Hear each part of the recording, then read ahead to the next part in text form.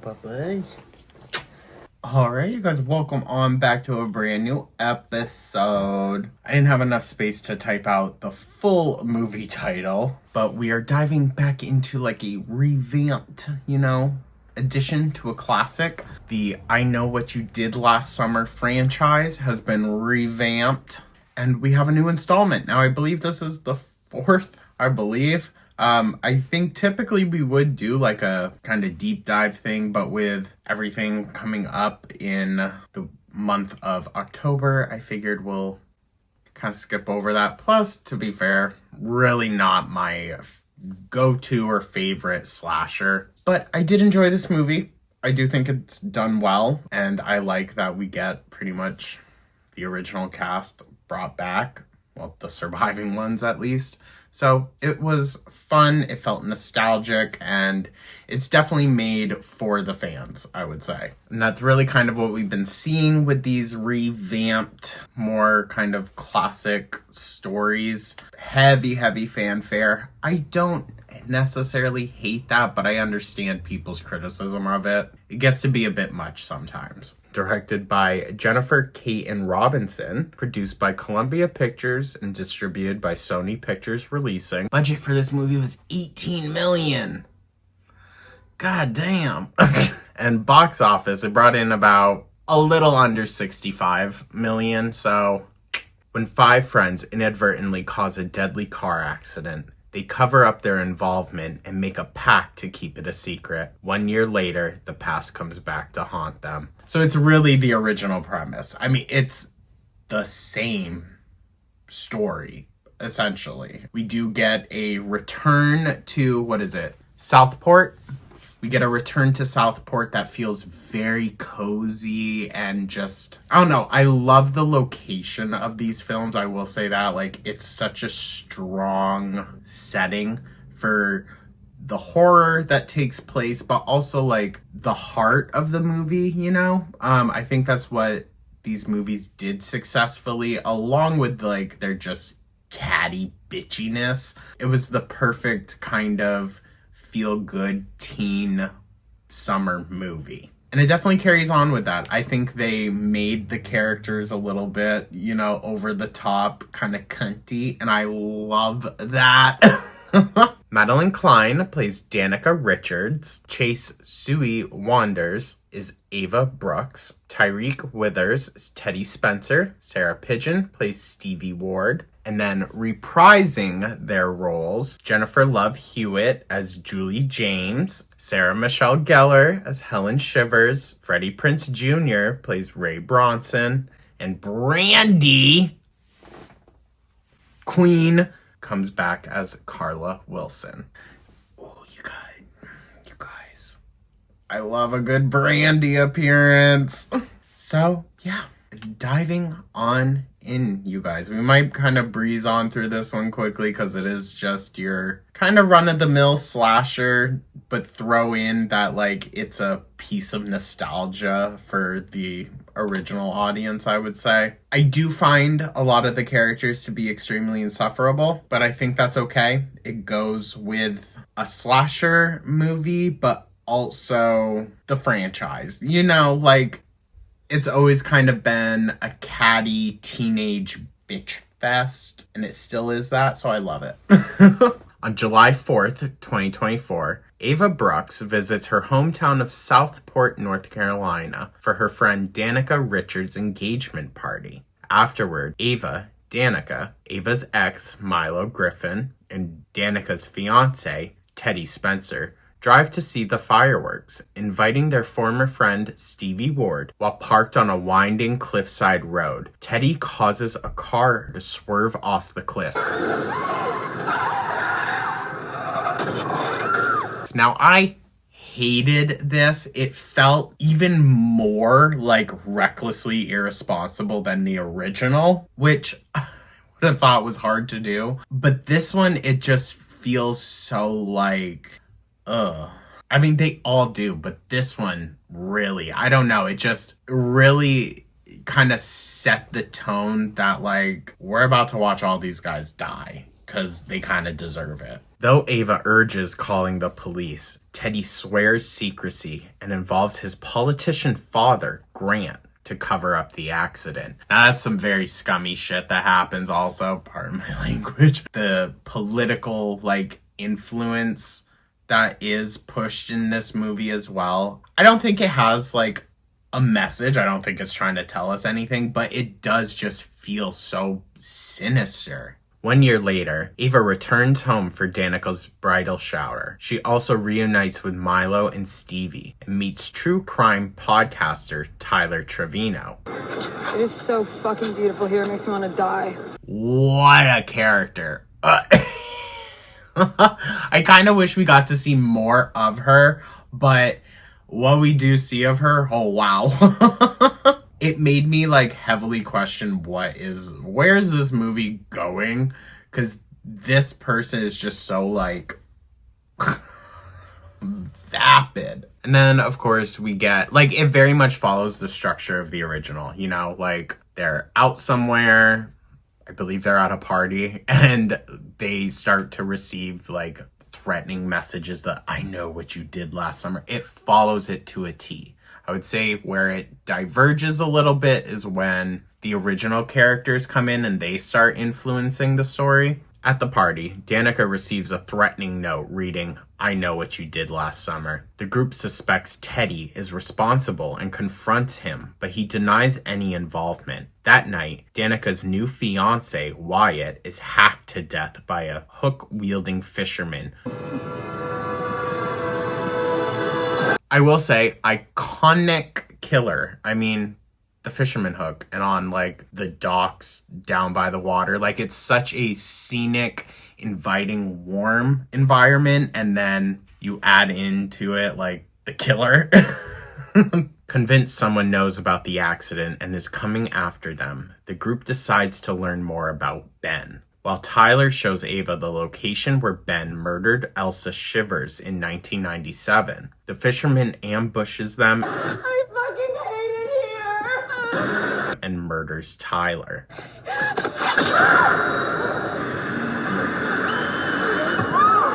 Now, mind you, these two were fucking behind the scenes. Now, I don't usually condone, cheaters, but work queens.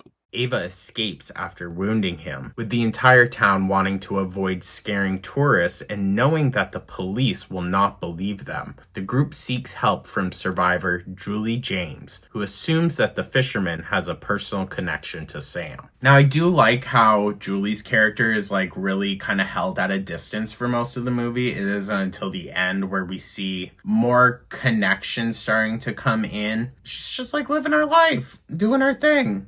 And, can't be bothered, really. That really is kind of what it comes down to. For, half of the movie, Julie just can't be bothered. She's and then starts to, slowly help out more and more. At a town hall meeting, Julie's ex-husband and Stevie's boss, Ray Bronson, accuses Grant of covering up the 1997 killings to boost the town's appeal. Again, kind of going into the socio-political aspect of this tourist town. They can't have this massive scandal going on during their peak season. I don't know. I think it adds a layer of depth, even if it's not that deep, to just your average slasher movie. So I like it. Ava, Milo, and Stevie learn that Sam's car belonged to town pastor Judah Gillespie. Oh, the pastor?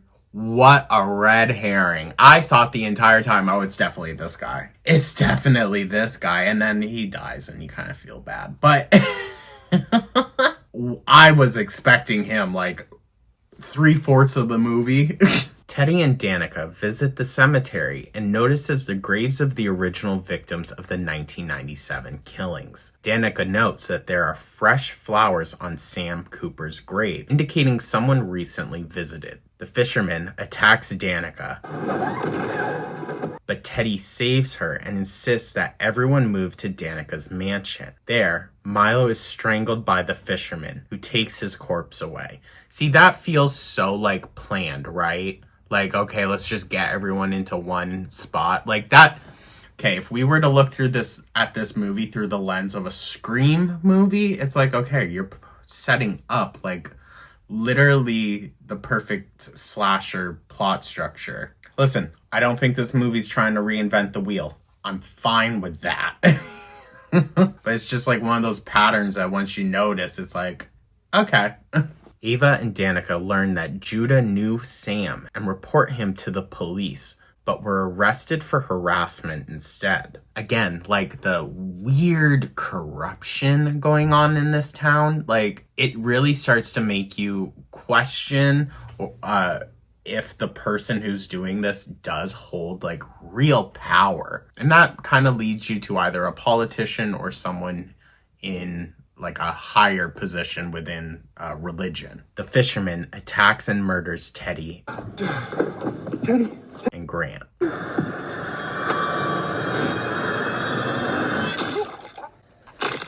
That's also when we are gifted this incredible cameo by Sarah Michelle Gellar. You're the girl from the picture. I mean, I do have a name. After discovering Milo, Teddy, and Grant's corpses,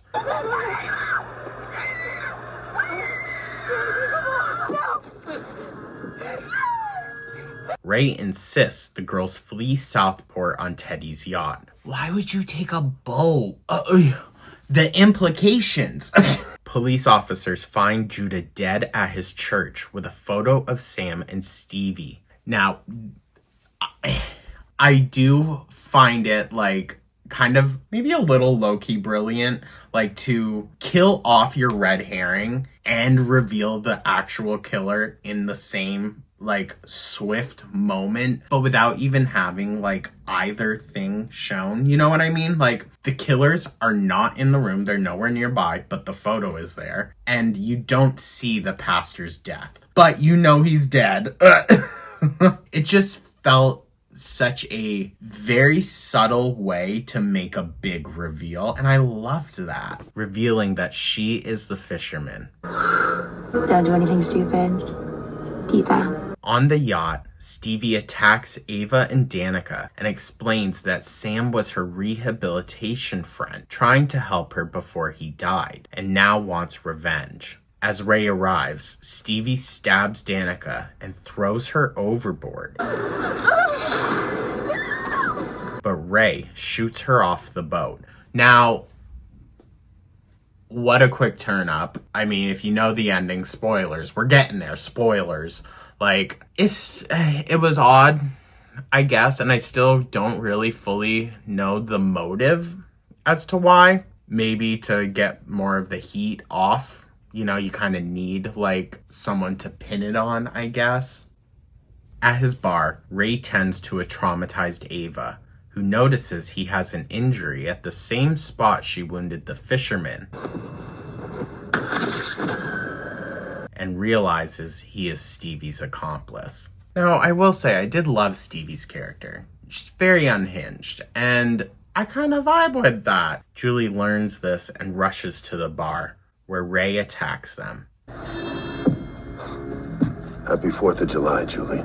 Ray reveals he followed Ben's footsteps and took Stevie as his partner to not only help her, but to seek revenge on Southport for trying to cover up his life's ruin over the 1997 killings, while planning to frame Julie for his crimes. See, at first I thought it was a problem you getting involved, but now I realize you're the perfect fall girl. Before Ray can kill Julie, This is gonna hurt, sweetheart. What are you waiting for? Ava fatally shoots him with a spear gun.